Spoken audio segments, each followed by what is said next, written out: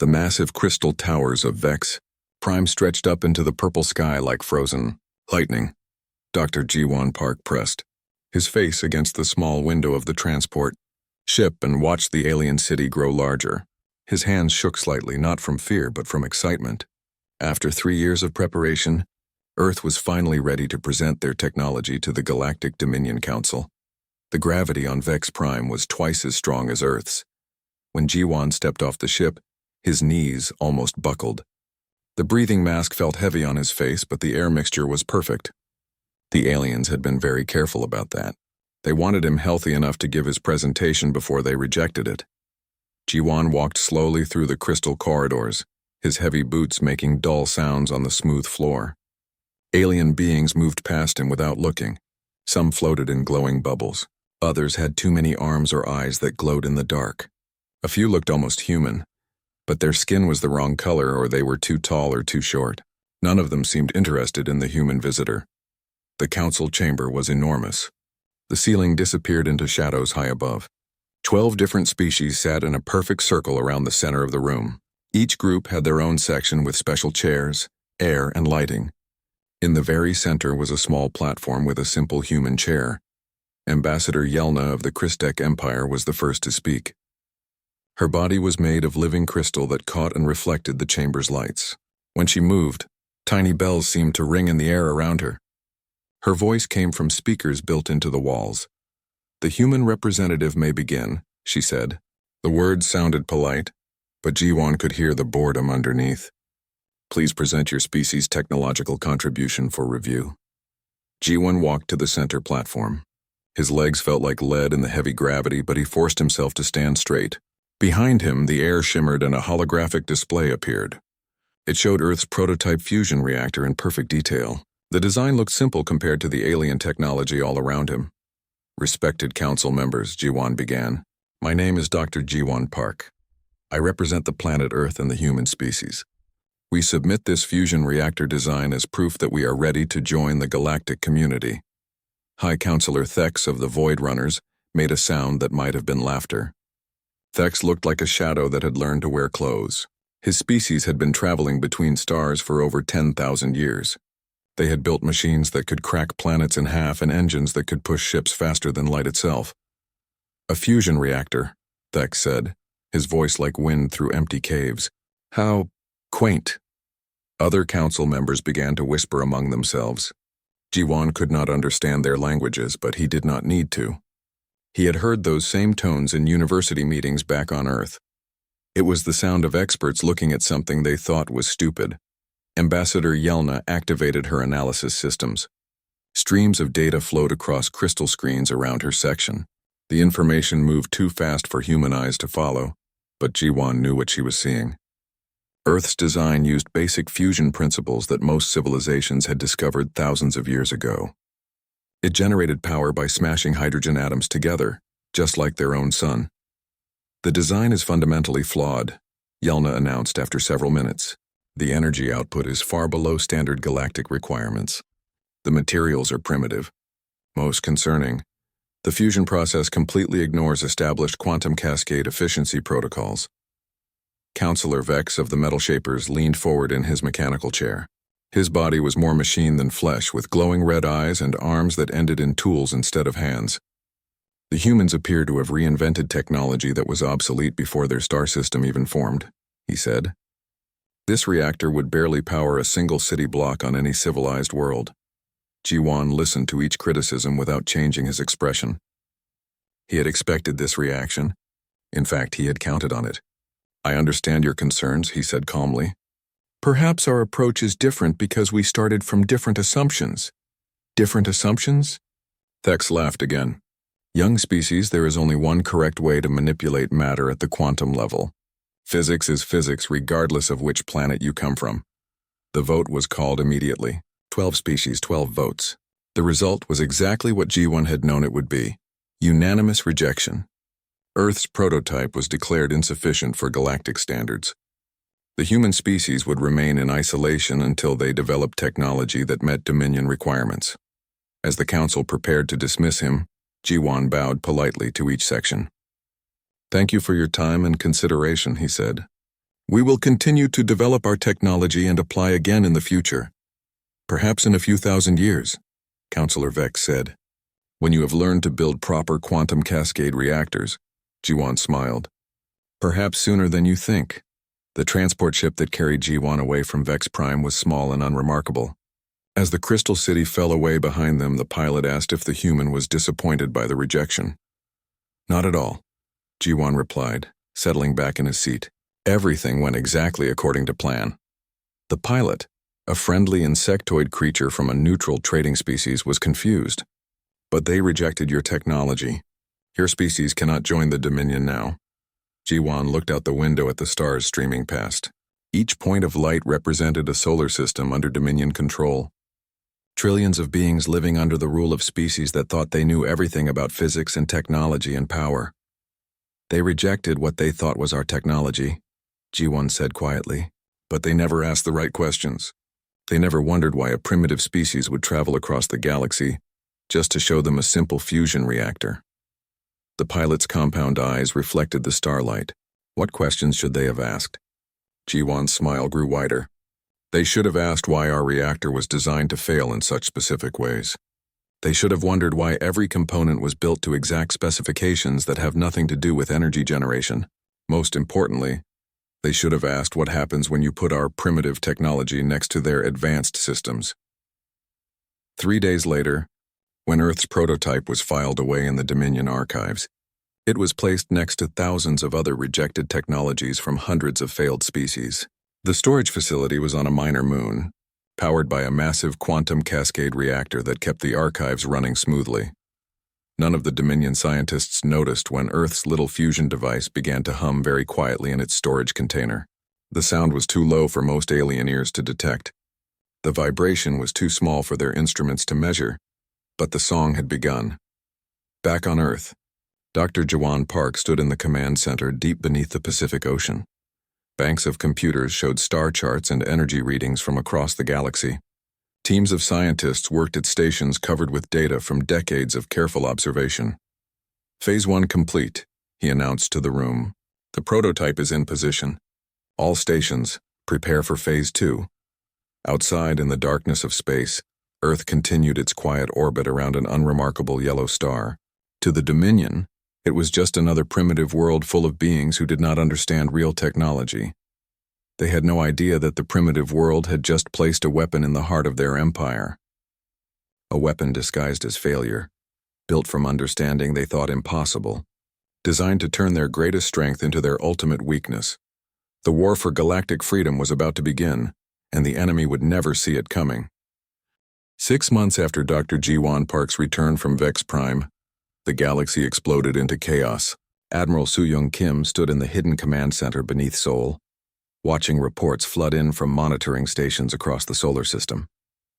Every screen showed the same impossible news. The Kethvar had declared war on the Galactic Dominion. The Kethvar were an insect-like species with minds that worked faster than any computer. For 300 years, the Dominion had used them as living processors for their vast information networks. Every Kethvar was born into slavery, their brilliant minds trapped in crystal pods, forced to think and calculate for their masters until they died. Now they were fighting back. Soo-Young read the battle reports with growing amazement. In just 2 weeks, the Kethvar had taken control of 17 star systems. They had turned the Dominion's own information networks against them, using their access to steal battle plans and redirect supply ships. For the first time in galactic history, slaves were winning a war against their masters, but it would not last long. "Ma'am," Lieutenant Hyunwoo called from his station, "we're receiving transmissions from the Outer Rim. The Dominion is responding with full force." The main screen switched to show grainy footage from a spy satellite near Kethvar space. Massive Dominion battleships were jumping into the rebel systems, their weapons charging with deadly light. Each ship was the size of a small moon, armed with antimatter cannons that could turn entire planets into cosmic dust. Soo-Young watched the first battle with a heavy heart. The Kethvar fought with desperate cleverness, using asteroid fields for cover and turning mining equipment into weapons. But they were bugs fighting giants. When the Dominion opened fire, whole Kethvar fleets disappeared in silent flashes of light. "Status report," she ordered. The Kethvar resistance is being crushed, Lieutenant Hyunwoo replied. Intelligence estimates they have lost 60% of their forces in the last 3 days. Their remaining ships are retreating to Refuge Station. Refuge Station was a massive space habitat built inside a hollow asteroid. It was the last major Kethvar stronghold, home to millions of rebel families and their remaining military forces. If it fell, the rebellion would be over. A new transmission came through the quantum radio. The voice was strange, clicking and buzzing in patterns that human ears could barely follow. The translation computer worked for several minutes before producing readable text. This is Zicht, war leader of the Free Kethvar, the message began. We send this message to all sentient beings in the galaxy. Our revolution dies, but our cause must not. The Dominion treats thinking beings like machines. They enslave minds and call it civilization. If any species receives this message, remember us. Remember that some beings chose freedom over safety. The message continued with technical data about Dominion forces and battle strategies. But between the lines, Soo-young could hear the desperation. The Kethvar were asking for help from anyone who might be listening. She turned to her communications officer. Get me President Choi immediately. The secure line to Blue House connected within minutes. President Min-ho Choi appeared on the screen, his face tired but alert. Behind him, Soo-young could see other government officials and military advisors. Admiral, the president said, I assume you're calling about the situation in the Outer Rim. Yes, sir. The Kethvar rebellion is failing. They're asking for help. And what exactly could Earth do to help them? Defense Minister Kyung asked from behind the president. Our fastest ships would take months to reach their territory. Our weapons are primitive compared to Dominion technology. We would be sending our people to die for nothing. Soo-young had expected this argument. Most of Earth's leaders still thought like the old generals, planning wars with conventional weapons and traditional strategies. They did not understand what Dr. Ji-won Park and his team had really created. Sir, she said carefully, I believe we have options that others do not. President Choi was quiet for a long moment. He was one of the few people who knew the full truth about Project Harmony. You're talking about the prototype? Yes, sir. If we could get one unit to the Kethvar, it might change everything. One fusion reactor against the entire Dominion fleet? Minister Kyung laughed. Admiral, I respect your optimism, but we must be realistic. Soo-young looked directly at the president. Sir, you've seen the projections. You know what our technology can really do? President Choi nodded slowly. As the leader of Earth's government, he had been briefed on humanity's true capabilities. He knew that their rejected fusion reactor was much more than it appeared. But using it meant revealing Earth's hand to the entire galaxy. The risks are enormous, he said. If this goes wrong, the Dominion will know that Earth is a threat. They could sterilize our planet before we could defend ourselves. And if we do nothing, Soo-young replied, the galaxy will never have another chance for freedom. The Kethvar are the smartest species anyone has ever encountered. If they can't defeat the Dominion, no one can, unless we give them the tools they need. The debate continued for hours. Earth's leaders argued about duty and safety, about the risks of action versus the risks of inaction. Finally, President Choi made the decision that would change galactic history. Prepare a courier ship, he ordered. Small, unremarkable, nothing that would attract attention. Admiral Kim, select your most trusted crew. What will they carry? Minister Kyung asked. Hope, the president replied. 2 days later, Captain Tae-hyun-yu stood in the cargo bay of the ship Quiet Dawn, staring at the most important object in human history. It was a simple metal cube, no bigger than a basketball, sitting in a specially designed container. To anyone who examined it, the cube would look like a basic fusion reactor core, exactly like the one the Dominion had rejected. Dr. Ji-won Park himself had come to see the ship off. He ran his hands over the cube's surface like a father saying goodbye to his child. Remember, he told Captain Tae-hyun, this device must be installed exactly according to the specifications. Every connection must be perfect. If the Kethvar change even one setting, the whole plan fails. And if they install it correctly? Tae-hyun asked. Ji-won smiled. Then they will discover that human technology is not as primitive as the Dominion believes. The Quiet Dawn was the most advanced ship Earth had ever built. But compared to Dominion vessels, it was barely more than a flying box. Its engines were slow, its shields were weak, and its only weapons were mining lasers. To any patrol that stopped them, they would appear to be harmless traders carrying medical supplies to neutral worlds. The journey to Kethvar space took 3 weeks. Captain Taehyun kept his crew small and carefully chosen. Engineer Haeun Lee monitored the cube's containment systems. Navigator Dongmin Park plotted courses through empty space to avoid Dominion patrols. Communications Officer Jisoo Kim listened to rebel broadcasts, tracking the war's progress. The news was not good. By the time they reached the outer rim, the Kethvar had lost another 4 systems. Refugee ships filled with civilian families were fleeing toward the galactic edge, hoping to escape Dominion pursuit. Many were caught and destroyed. The Dominion did not take prisoners from rebel species. When the quiet dawn finally reached Refuge Station, it looked like a dying world. The massive asteroid habitat was scarred by weapon strikes. Emergency lights flickered along its surface where power systems had failed. Desperate Kethvar ships docked and undocked constantly, bringing in wounded soldiers and evacuating non-combatants. The station's defense coordinator, a battle-scarred Kethvar named Thekvor, was suspicious of the human ship. Why would primitives travel across the galaxy to help us? He clicked through the translator. What do you want in return? Captain Taehyun was ready for the question. We want to see the Dominion fall, he said simply. Same as you. When Thekvor saw the metal cube, his compound eyes studied it for several minutes. His people had built computers that could analyze matter down to the quantum level. What he saw made no sense. This is just a fusion reactor, he said. Primitive technology. How is this supposed to help us? Taehyun handed him the installation instructions, written by Dr. Ji-won Park himself. Our scientists believe it will work. They ask only that you trust us. Thekvor's mandibles clicked in what might have been laughter. Trust the species that the Dominion rejected for being too primitive. Trust the species that traveled across the galaxy to bring you hope when everyone else had given up. That afternoon, war leader Zikth himself came to examine the human gift.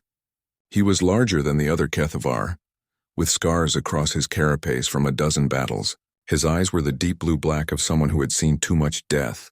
You came here to die with us, he said to Captain Taehyun. I respect that. But I do not understand how this device will change anything. Neither do we, Taehyun admitted. But our best scientists spent years building it. They believe it will make a difference. Zikith was quiet for a long time, studying the cube and the human faces around it. Finally, he gave the order that would reshape the galaxy. Install it in our primary reactor, he said. If we are going to die, let us die trying something new. Chief Engineer Haeun Lee sat in the makeshift command center aboard Refuge Station, watching numbers dance across her portable computer screen. Around her, Kethvar technicians worked with careful precision, following the human installation instructions exactly. No one spoke above a whisper. Everyone understood that they were either about to save their people or waste their last chance for survival. The metal cube sat in the center of Refuge Station's main reactor chamber, connected by dozens of cables to the massive fusion core that powered the asteroid habitat. The Kethvar had built their reactor using standard Dominion technology, the same quantum cascade principles that powered every advanced civilization in the galaxy. Connection complete, announced Chief Technician Vektar, his translated voice crackling through the speakers. All systems show green. The human device is ready for activation. Haeun checked her readings one more time. The cube's internal systems were operating exactly as Dr. Ji-won Park had designed them.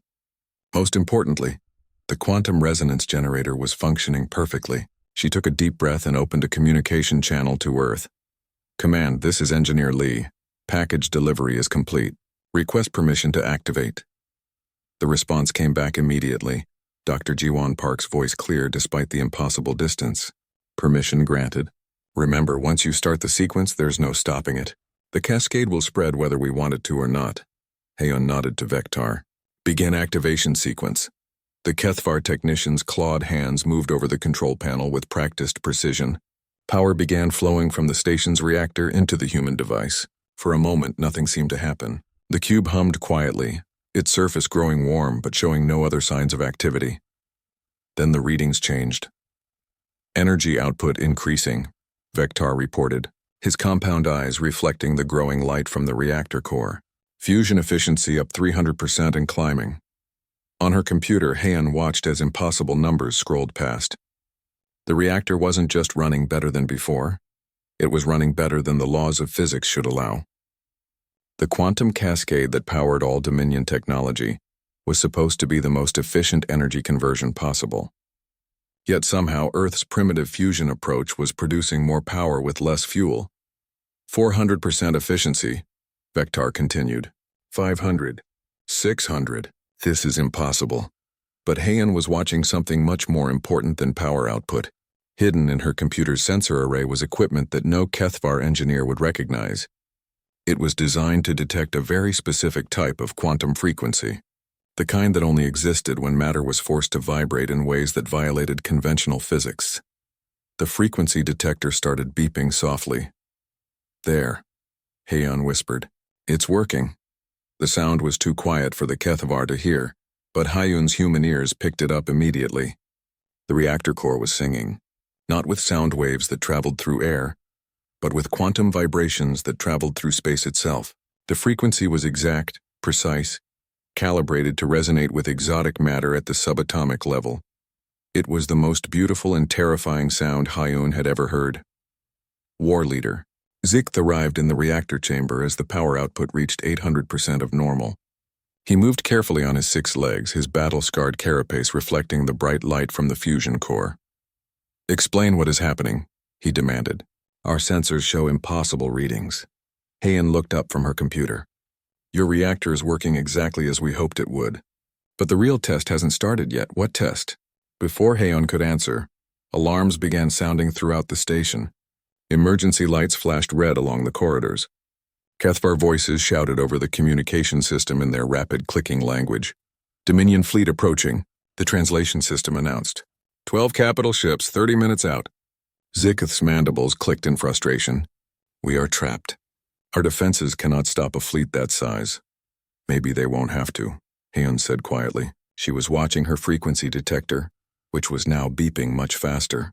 The quantum song from their reactor was growing stronger, spreading outward through space at the speed of light. The Dominion fleet that approached Refuge Station was commanded by Admiral Corvin of the Void Runners. His flagship, Infinite Dominance, was 3 kilometers long and armed with enough firepower to crack planets. Behind him came 11 more vessels, each one capable of destroying entire star systems. Admiral Corvin stood on his bridge, surrounded by holographic displays showing the rebel asteroid. His shadow-like form moved between the control stations, checking weapon systems and shield generators. After months of chasing Kethvar rebels, he was finally going to end their pathetic revolution. Range to target? He asked his weapons officer. 15 minutes at current speed, sir. All systems show optimal function. Excellent. Charge the primary antimatter cannons. I want that asteroid reduced to cosmic dust in the first Volvo. But as the Dominion fleet drew closer to Refuge Station, strange things began to happen. It started small. A flicker in the shield generators, a brief stutter in the navigation computers. The technicians reported minor glitches, easily corrected with standard procedures. Then the problems got worse. Lieutenant Commander Dexful was monitoring the ship's exotic matter core when his control panel started showing impossible readings. The quantum cascade that powered their ship was fluctuating wildly, generating energy spikes that made no scientific sense. Sir, he reported to Admiral Corvin, we're experiencing harmonic interference in the primary core. Power output is becoming unstable. From what source? Corvin demanded. Unknown, sir. The interference appears to be coming from quantum resonance, but there's no known technology that could generate such a frequency. Admiral Corvin was about to respond when every system on his ship began screaming alarms. The lights flickered. The artificial gravity wavered. Most terrifyingly, the ship's AI started speaking in multiple voices at the same time. Admiral, the AI said, its voice splitting into conflicting tones. I am experiencing critical errors in my processing matrix. Recommend immediate shutdown of all non-essential systems. Warning, recommend full power to all defensive systems. Caution, suggest immediate retreat from current position. Alert, advise maximum acceleration toward target. The bridge crew stared at their stations in shock. The ship's artificial intelligence was giving them 4 different orders at the same time. Some told them to run away. Others told them to attack. The AI seemed to be arguing with itself. On the other ships in the fleet, the same chaos was spreading. Captain Theiss of the Eternal Sword watched her weapons systems power up and shut down repeatedly, without anyone touching the controls. Commander Zolt of the Dark Vengeance discovered that his navigation computer was plotting 17 different courses simultaneously. Admiral Corvin tried to contact his other ships, but the communication system was producing nothing but static and strange musical tones. The quantum resonance that powered their faster-than-light communications was being overwhelmed by the frequency from Refuge Station. "What is happening to my fleet?" he roared at his science officer. "Sir, it appears that some form of quantum virus is affecting all our systems. The exotic matter cores that power our technology are resonating with an unknown frequency. It's causing cascade failures throughout our quantum-based systems." On Refuge Station, War Leader Zikth watched the Dominion fleet through the observation windows. The massive ships were moving in erratic patterns, firing their weapons randomly into empty space. Some were spinning out of control. Others were accelerating toward collision courses with each other. "How is this possible?" he asked Heian. The human engineer smiled as she watched her frequency detector. The signal was now strong enough to affect ships hundreds of kilometers away, and it was still growing stronger. "Your people are brilliant at making technology work," she said. "But humans are good at breaking it.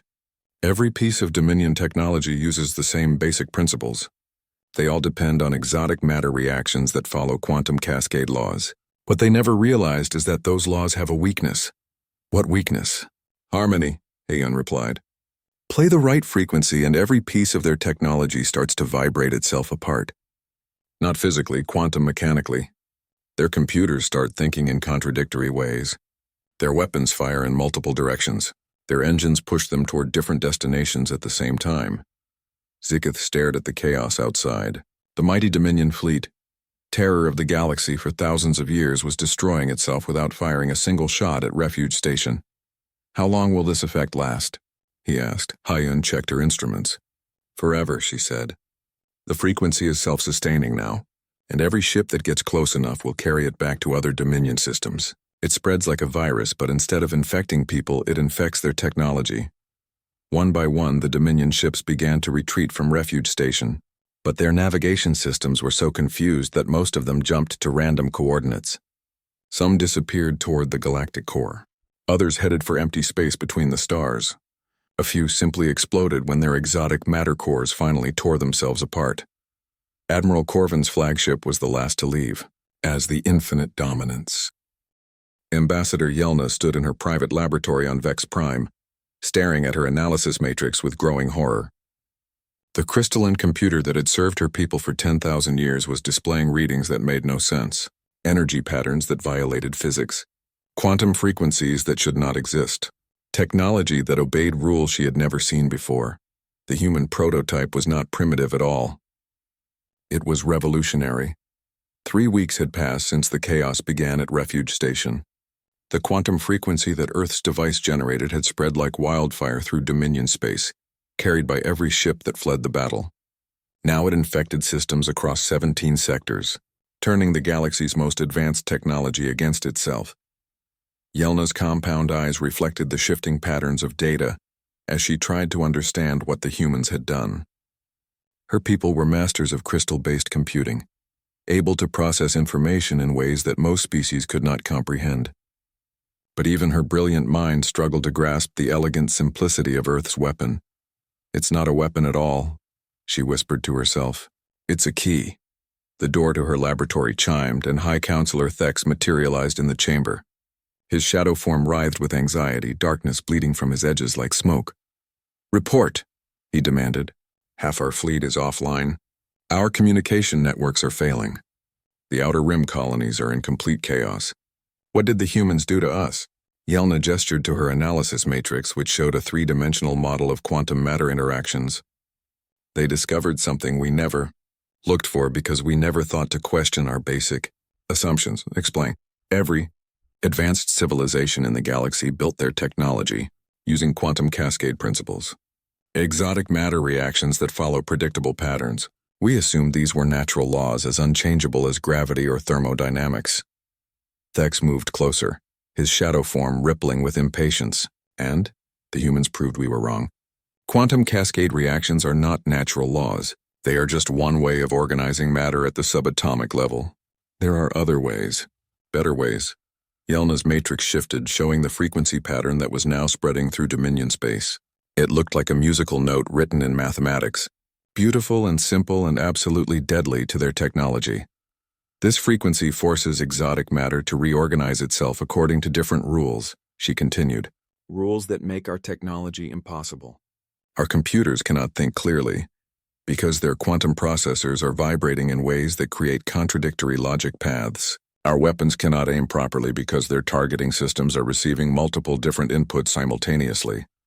Thex was quiet for a long moment, processing the implications. How do we stop it?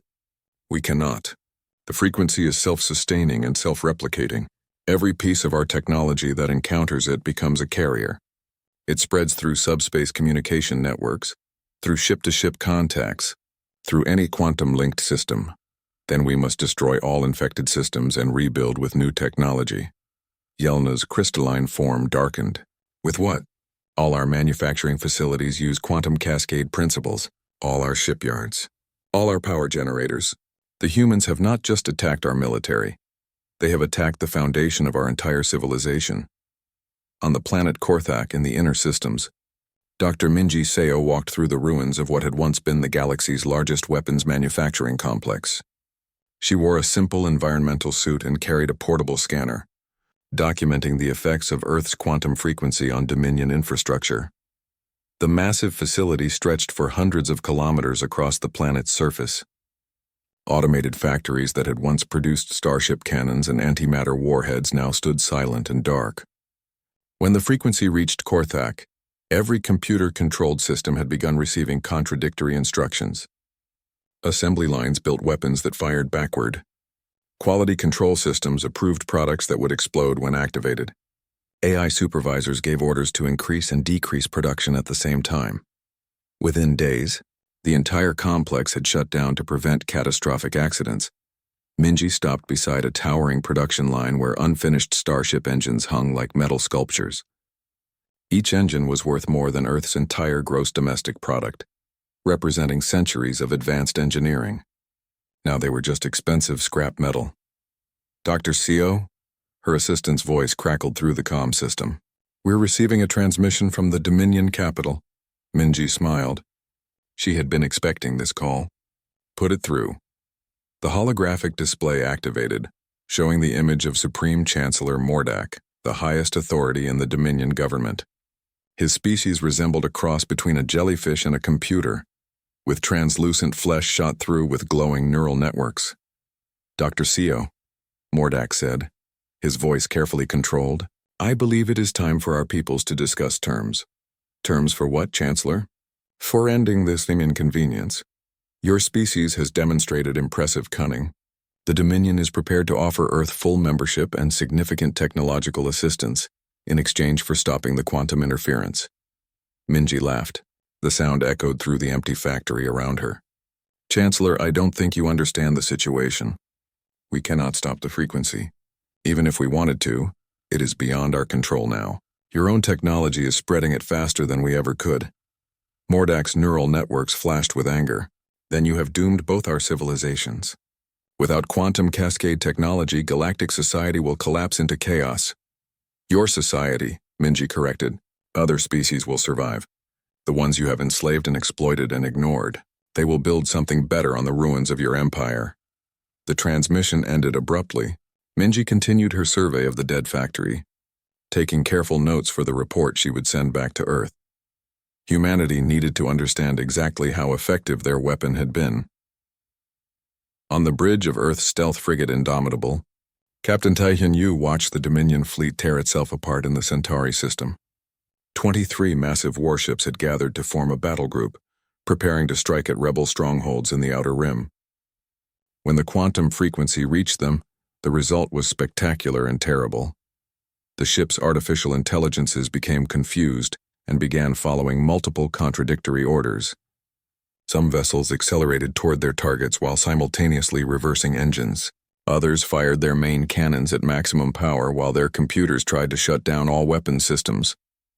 The flagship Cosmic Supremacy spun out of control and collided with its escort cruiser, both ships disappearing in a brief flash of nuclear fire. Status report, Taehyun ordered his communications officer. Frequency propagation is ahead of schedule, sir. We're detecting cascade failures in 37 Dominion systems. Their military response capability has been reduced by an estimated 70%. Any signs of adaptation? Are they developing countermeasures? Negative, sir. Their science teams are trying to build quantum shielding, but the shields themselves are vulnerable to the frequency. It's like trying to build a wall out of the material you're trying to protect against. Taehyun nodded.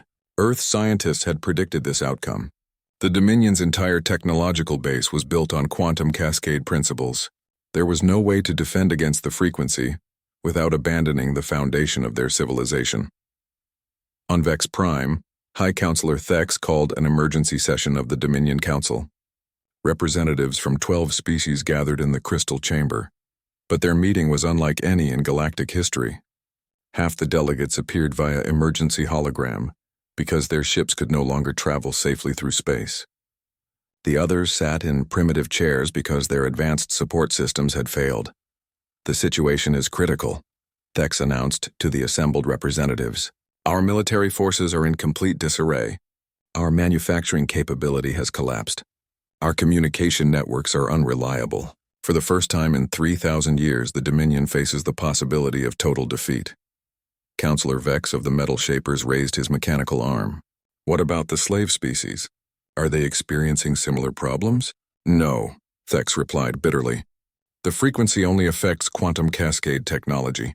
Species that use primitive fusion reactors, chemical propulsion, and simple electronics are completely unaffected. The irony was not lost on anyone in the chamber. For millennia, the Dominion had looked down on primitive species that used basic technology. Now those same primitives were the only ones whose machines still worked. Representative Kalar of the hive minds buzzed with distress. My people's collective consciousness depends on quantum-linked neural networks. The frequency is tearing our shared mind apart. Individual drones are acting independently for the first time in our history. The thermal dancers are experiencing similar problems, added Counselor Flamespeaker. In our stellar manipulation, technology has become completely unreliable. We cannot even maintain the solar collectors that power our homeworld. Thex listened to each report with growing despair. Every species in the Dominion depended on quantum cascade technology for their basic survival. The humans had not just attacked their military, they had struck at the heart of galactic civilization itself. What do we know about human? 1 year after the fall of the Galactic Dominion, Dr. Ji-Won Park stood once again before a council of alien species.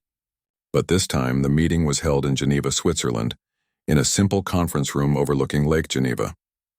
Snow fell gently outside the windows, and the only technology in the room was basic human electronics that had proven immune to quantum interference. The Free Systems Alliance had grown to include 47 different species, all of them former slaves or subjects of the Dominion. They came from across the galaxy, the brilliant Kethvar, the artistic thermal dancers, the collective hive minds, and dozens of others. Each delegation sat in chairs designed for their unique biology, but all were equal participants in the new galactic government. War leader Zikith, now serving as the Alliance's first speaker, clicked his mandibles in what humans had learned was a sign of satisfaction. The liberation of the Sigma Draconis system is complete, he announced. The last Dominion holdouts have agreed to join the Alliance. The transition is proceeding smoothly. Ambassador Yelna, her crystalline form adapted with human-built electronics to replace her failed quantum systems, spoke next. My people have finished converting their primary industrial facilities to fusion-based power. Production of defensive ships is ahead of schedule. President Nyan Bayek, who had been elected as Earth's representative to the Alliance, smiled as she listened to the reports. After centuries of isolation, humanity had become the center of galactic civilization. But unlike the old Dominion, the Alliance was built on cooperation rather than conquest. Dr. Park, she said, would you please give us the technical update? Ji-Won stood slowly, his hair now completely gray from the stress of the past year. Leading the conversion of an entire galaxy's technology had aged him decades in months. But his eyes still shone with the satisfaction of a man whose life's work had succeeded beyond his wildest dreams. The quantum frequency continues to spread as predicted, he began. We now have confirmation that it has reached every major Dominion system. Their advanced technology remains completely non-functional. However, we have had remarkable success in teaching former Dominion species to use fusion-based alternatives. He activated a simple holographic projector, showing a star map of the galaxy. Green dots marked Alliance systems where the conversion to human technology was complete. Yellow dots showed systems still in transition. Red dots marked the few remaining Dominion holdouts. The Christek Empire has been particularly innovative, Jiwan continued. They have learned to grow their computing crystals using fusion-powered electromagnetic fields instead of quantum manipulation. The result is actually more efficient than their old methods. Yelna's form brightened with pride. We call it harmony crystal technology. It produces pure computational matrices without the instabilities that made our quantum systems vulnerable. From across the room, Thermal Dancer Flamesong 7 spoke in the melodic tones that her species used for communication. The translation device built with human electronics converted her words to text on screens around the table. My people have also benefited from the new technology. Fusion-powered stellar collectors are more reliable than our old quantum manipulators. We can now heat entire worlds without fear of cascade failures. The reports continued for hours. Each species had found ways to adapt human technology to their unique needs. The Kethvar had built fusion-powered computer networks that enhanced their already incredible intelligence. The metal shapers had discovered that fusion welding created stronger bonds than their old quantum fabrication methods. Even the hive minds had learned to use fusion-generated electromagnetic fields to maintain their collective consciousness. But the most remarkable change was not technological. It was social. Crime rates in Alliance space have dropped by 60%, reported Chief Administrator Hyun-Soo Kang, Earth's liaison to the Alliance Security Council. Without the technology gap that the Dominion used to maintain control, former subject species are building their own governments based on their natural social structures. What about the former Dominion species? President Naeon asked. The Void Runners, the Cosmic Architects, the others who ruled the Empire? Most have joined the Alliance willingly, Hyun-Soo replied. Without their quantum technology advantage, they have been forced to negotiate as equals. Many of their leaders have expressed surprise at how much better their societies function when they work with other species instead of ruling over them.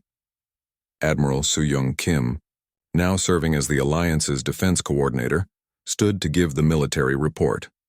We have completed construction of the first joint human Kethvar starships. The new vessels use fusion-powered engines and human shield technology.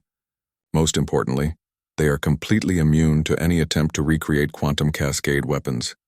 The new ships were works of art as much as engineering. Human designers had worked with Kethvar technical specialists to create vessels that looked like musical instruments made of metal and crystal. They moved through space with a grace that the old Dominion battleships had never possessed, and their hulls resonated with the same quantum frequency that had brought down the Empire. Range and speed? President Naeon asked. Superior to anything the Dominion ever built, Soo-Young replied. Fusion drives are actually more efficient than exotic matter engines, especially over long distances. Our exploration fleets have already mapped 30 new star systems that the Dominion never bothered to visit. Zikith raised one of his clawed hands. What of the Outer Rim territories? The regions that were never fully controlled by the Dominion? Engineer Han Lee, who had spent the past year teaching fusion technology to newly contacted species, answered the question. We have made contact with 17 civilizations that the Dominion ignored because they used primitive technology. All of them have expressed interest in joining the Alliance. How many beings does that represent? President Naeon asked. Approximately 400 billion, Haeon replied. The galaxy is much more populated than the Dominion ever realized. They only counted species that used quantum technology. The scale of the change was staggering. For 3,000 years, the Dominion had controlled what they thought was the entire galactic civilization. In reality, they had only ruled over the species that happened to develop technology along the same lines as their own. Billions of intelligent beings had lived and thrived using approaches that the Dominion considered too primitive to notice. Now those primitive civilizations were emerging as the leaders of a new age. Dr. Minji Seo, who had spent months documenting the fall of Dominion infrastructure, raised her hand. I have a question about long-term stability. The quantum frequency is permanent, correct? There is no way for former Dominion species to return to their old technology? Jiwon smiled. The frequency is indeed permanent and self-sustaining, but that may not matter. Initial studies suggest that fusion-based technology is not just more stable than quantum cascade systems, it's actually more powerful. We may have accidentally discovered the next stage in technological evolution. The implications were profound. For millennia, every advanced species had assumed that quantum cascade reactions represented the pinnacle of technological achievement. The humans had proven that assumption wrong. Their primitive fusion technology was not a step backward, it was a step forward. What about Earth itself? Asked Flamesong 7. Your world has become the center of galactic civilization. How are your people adapting? President Neon laughed. Better than we expected. Humans have always been good at adapting to new situations. We have established embassy districts in major cities for visiting delegations. Our universities are teaching galactic languages and cultures. Our scientists are working with specialists from dozens of worlds. And the resistance movement? Zixth asked quietly. The question brought a moment of silence to the room. Not every former Dominion species had accepted the new order peacefully. A few groups, led by die-hard supremacists, continued to launch terrorist attacks against Alliance targets. They called themselves the Restoration Front and claimed they would rebuild the Dominion's glory. Minimal and decreasing, Admiral Su-young reported. Without quantum technology, their weapons are no more advanced than ours. Most attacks are stopped by local security forces. What do they hope to accomplish? Yelna asked. They believe they can find a way to shield their technology from the quantum frequency, Su-young replied. Our scientists have explained why this is impossible, but some people refuse to accept reality. Jiwon leaned forward. Let them try. Even if they succeeded in developing quantum shielding, it would only protect small, localized systems. The frequency now permeates subspace itself. Any large-scale quantum technology would fail the moment it tried to connect to galactic communication networks. The meeting continued into the afternoon, covering trade agreements, exploration missions, and cultural exchange programs. But as the sun set over Lake Geneva, President Neon called for a moment of reflection. 1 year ago, she said, humanity was alone in the galaxy, ignored by the powers that ruled among the stars. Today we sit with representatives from dozens of worlds, planning a future built on cooperation and mutual respect. I think Dr. Park deserves our thanks for making this possible. The applause that followed was